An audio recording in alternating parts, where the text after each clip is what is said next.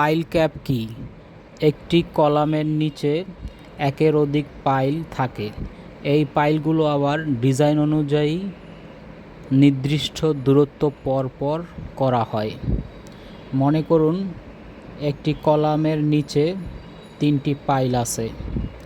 এই কলামের লোড 3টি পাইলে ট্রান্সফার করার জন্য কলামসহ যে আরসিসি ম্যাট ঢালাই করা হয় তাকে পাইল ক্যাপ বলে। পাইল ক্যাপ ঢালাইয়ের প্রয়োজনীয় ধাপসমূহ: 1.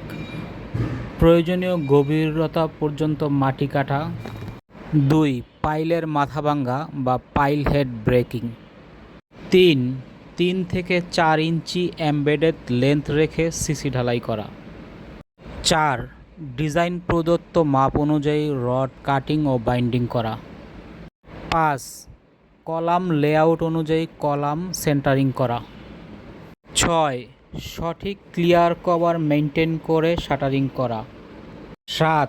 ঢালাইয়ের জন্য ডিজাইন অনুযায়ী লাইন ব্রেক বা কাস্টিং থিকনেস চিহ্নিতকরণ এবং সবশেষে সব ঠিক থাকলে ঢালাই কাজ শুরু করা।